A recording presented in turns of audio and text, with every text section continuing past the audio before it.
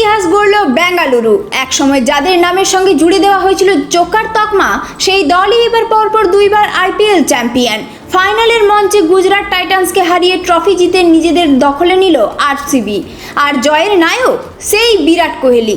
Bat হাতে থেকে শেষ পর্যন্ত ছক্কা মেরে দলকে চ্যাম্পিয়ন করলেন কিং কোহলি।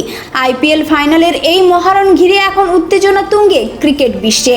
আহমেদাবাদের নরেন্দ্র মোদী স্টেডিয়ামে আইপিএল 2026 ফাইনালের মুখোমুখি হয়েছিল রয়্যাল চ্যালেঞ্জার্স বেঙ্গালুরু এবং গুজরাট টাইটান্স। বড় ম্যাচের চাপ সামলে দুর্দান্ত পারফরমেন্সে গুজরাটকে 5 উইকেটে হারিয়ে টানা দ্বিতীয়বার আইপিএল ট্রফি জিতে নিল বেঙ্গালুরু। প্রথমে ব্যাট করতে নেমে গুজরাট টাইটান্স 20 ওভারে 155 রানে থেমে যায়। আরসিবির বোলাররা শুরু থেকেই গুজরাটের ব্যাটিং লাইন আপকে চাপে রাখেন। রাসিক সালামদার, জশ হ্যাজেলউড এবং ভুবনেশ্বর কুমারের নিয়ন্ত্রিত বোলিং গুজরাটকে বড় রান তুলতে দেয়নি। 156 রানের লক্ষ্য তাড়া করতে নেমে শুরু থেকেই আত্মবিশ্বাসী দেখায় বেঙ্গালুরুকে। আর এক প্রান্ত আগলে রেখে দলের জয়ের ভিত গড়ে দেন বিরাট কোহলি। মাত্র 42 বলে অপরাজিত 75 রানের দুরন্ত ইনিংস খেলেন তিনি। ম্যাচ জেতানো ছক্কা মেরেই শেষ করেন ফাইনাল। আর তারপরে শুরু হয় উচ্ছ্বাসের বিস্ফোরণ।